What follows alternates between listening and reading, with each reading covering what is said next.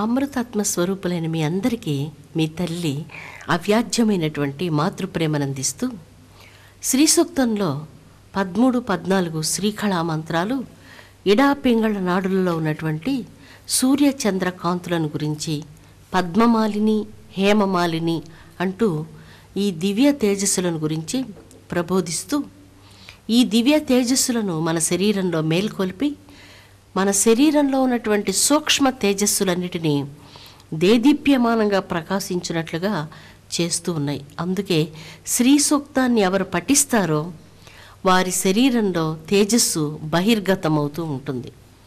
ఆ తేజస్సు ఎన్నటికీ నశించినటువంటి లక్ష్మీకరమైనటువంటి దివ్య తేజస్సు.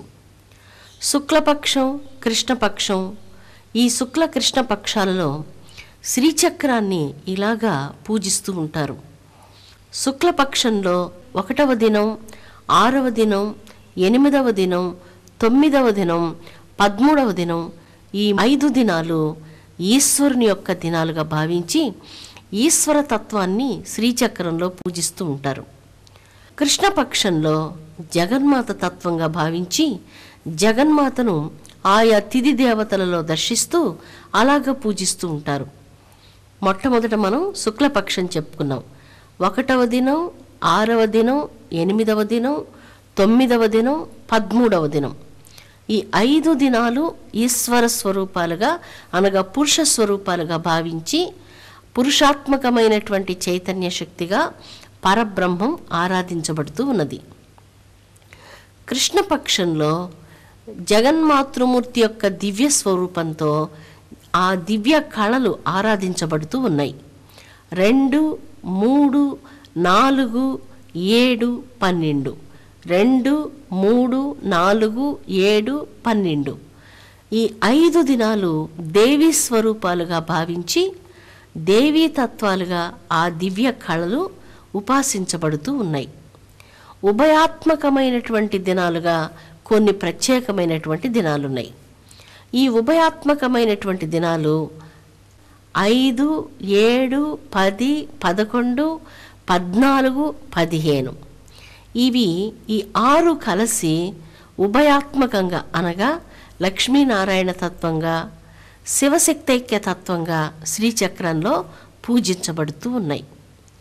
పురుషాత్మకంగా కొన్ని దినాలు 5 దినాలు, శక్త్యాత్మకంగా 5 దినాలు, ఉభయాత్మకంగా 6 దినాలు, ఇలాగా షోడశ కళాపూర్ణమైనటువంటి తేజస్సులతో జగన్మాతృమూర్తి శ్రీచక్రంలో ఆరాధించబడుతూ శరీరంలో ఉన్నటువంటి సకల కళలన్నిటినీ వెలుగొందింపచేస్తూ షట్చక్రాలను ఛేదించుకుంటూ సహస్రార చక్రంలో కోటి సూర్య ప్రకాశమానమైనటువంటి శ్రీచక్రాది దేవతగా సహస్రార కమలంలో విశ్వకమలంలో జగన్మాత ప్రకాశిస్తూ ఉన్నది. భగవద్ ఆరాధన చేయడంలో పూజలు ఇలాంటివన్నీ చేయడం ఇంకా 1వ తరగతికి లేదా దానికంటే ఇంకా తక్కువ స్థాయికి సంబంధించి ఉన్నారు అంటూ ఇలాగా పూజలను పారమార్థికమైనటువంటి సంస్కృతిని హేళన చేయడం ఈ దినాల్లో మనం చాలా ఎక్కువగా చూస్తూ ఉంటాం. దీని గురించి మనం చెప్పుకోవాలంటే మానవునికి బహూనాం జన్మనామంతే, కోట్ల కోట్ల కోట్ల కోట్ల జన్మ కర్మ బంధనాలు సంస్కార రూపంలో ఉంటాయి. ఈ సంస్కారాలన్నీ మనలో సూక్ష్మాతి సూక్ష్మమైనటువంటి ఆలోచనల రూపంలో ఉంటాయి. ఆ ఆలోచనలు కొన్నిసార్లు చెడు ఆలోచనలు, చెడు సంస్కారాలుగా పరిణమిస్తూ ఉంటాయి. ఆ చెడు సంస్కారాలన్నిటినీ అణిచివేసేందుకు వాటిని సమూలంగా ఈనాటి మన ప్రయత్నంతో నశింపచేసుకునేందుకు భగవంతుని బాహ్య పూజ ద్వారా అర్చిస్తూ ఉంటారు. అనగా మానవ శరీరంలో దైవశక్తులన్నీ నిండి ఉన్నాయి. మన నేత్రాలలో సౌరశక్తి ఉంది, అనగా మన నేత్రాలలో సూర్యుడు ఉన్నాడు. మన వాక్కులో అగ్నిశక్తి ఉంది. జలశక్తి అనగా వరుణ శక్తి మన యొక్క రుచిలో ఉన్నది. మనం ఆస్వాదించేటువంటి జలాలలో, మన శరీరంలో ఉన్నటువంటి జలాలలో వరుణ శక్తి ఉన్నది. వాయువు యొక్క శక్తి ప్రాణాయామం ద్వారా ఆ ప్రాణశక్తిని మనం తీసుకుంటూ ఉన్నాం. మన శరీరంలో సమస్త కర్మేంద్రియ జ్ఞానేంద్రియాలన్నీ కూడా ఇంద్రశక్తికి సంబంధించినటువంటివి. మన శరీరంలో ఉన్నటువంటి నాడీ మండలంలో అనేక దైవత శక్తుల యొక్క సమాహారం నిండి ఉంది. సమస్త కమలాలు, ఆ కమలాలలో ఉన్నటువంటి సహస్రార కమలం, ఈ కమలాలలో అనేక దైవశక్తులు, అనేక గ్రంథులు, బ్రహ్మగ్రంథి, విష్ణుగ్రంథి, రుద్రగ్రంథి, సహస్రార కమలం పరబ్రహ్మ స్నానంగా దేహో దేవాలయ అంటూ మన జీవితాన్ని, మన శరీరాన్ని ఒక నడిచే దేవాలయంగా వేదం పేర్కొనింది. పవిత్రమైన ఇంతమంది దేవతలకు ఆలవాలమైనటువంటిది మన శరీరం. మన శరీరమే ఒక నడిచే దేవాలయం. మన శరీరమే దేవాలయమైనప్పుడు సకల చరాచర ప్రాణికోట్ల శరీరాలన్నీ కూడా దేవాలయాలే. ఎవరికి మనం అన్నం పెట్టినా ఈశ్వరునికి, దైవానికే మనం అన్నదానం చేసినటువంటి వారం అవుతున్నాం. ఎవరిని సేవించినా ఆ సేవ పరమేశ్వరునికి చెందుతూ ఉన్నది. ఎవరిని మనం ప్రేమించినా ఆ దివ్యమైనటువంటి దైవిక ప్రేమ దైవానికే చేరుతూ ఉన్నది. అందుచేతనే మనలో ఉన్నటువంటి దైవిక ప్రేమను మరింతగా వృద్ధినందింపచేసేటువంటిది ఆరాధన. బాహ్యారాధన క్రమంగా మానసిక ఆధ్యాత్మిక ఆరాధనలుగా మారి అంతర్ముఖ ఆరాధనై తన యందు స్వస్వరూప జ్ఞానాన్ని పొంది సర్వత్రా బహుముఖంగా ఉన్నటువంటి దైవ స్వరూపాన్ని సర్వభూతాల యందు సాక్షాత్కరింపచేయనదే బాహ్య పూజలో ఉన్నటువంటి అంతరార్థం. అందుకే వేదమాత ఈ పూజ ఆరాధన విధానాలను గురించి ఎన్నిటినో సౌమనస్యంతో మానవ జాతికి బోధించింది. ఈ పూజ ఎవరికి ఏది మనం చేసినా ఆ పూజ పరబ్రహ్మానికే చెందుతున్నది అన్నటువంటిది పరమసత్యం. పరబ్రహ్మ స్వరూపము సత్యస్వరూపం. జగన్మాత యొక్క సర్వవ్యాపకమైనటువంటి ఆ సత్యస్వరూపాన్ని గురించి చింతించాలి అన్నా, తెలుసుకోవాలి అన్నా మన చిన్న మనసు, మన చిన్న బుద్ధి అందుకు సరిపోదు. అందుకే ఎంతగా ఉపనిషత్ జ్ఞానం కలిగి ఉన్నా, ఎంత వేద జ్ఞానం కలిగి ఉన్నా ఉత్తమ సంస్కారాలు దానివల్ల మనకు అలవడుతాయి. పరమోత్కృష్టమైనటువంటి దివ్య జ్ఞానం దానివల్ల మనకు కలుగుతుంది. కానీ ఉత్తమ సాధన బలం ఒక్కటి మాత్రమే సత్యస్వరూపాన్ని యొక్క దివ్య అనుభవాన్ని మనకు ప్రసాదిస్తుంది. అనుభవం వేరు, పఠనం వేరు. పఠనం వలన ఉత్తమ విషయాలను గురించి, అనేక విషయాలను గురించినటువంటి జ్ఞానం మనకు కలుగుతుంది. కానీ పరిపూర్ణము, సమగ్రము అయినటువంటి సత్యస్వరూప అనుభవం మాత్రం మనకు కలగదు. సకల రూపాలు ఆ ఈశ్వర రూపాలే.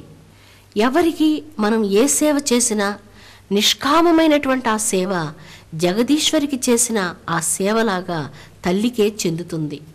సర్వరూపాలయందు, సర్వశక్తులయందు, సర్వమునందు ఉన్నటువంటి సత్యస్వరూపమైనటువంటి ఆ జగన్మాతను గుర్తించడం, దర్శించడం, సేవించడం ఇదే నిజమైనటువంటి శ్రీచక్ర పూజ.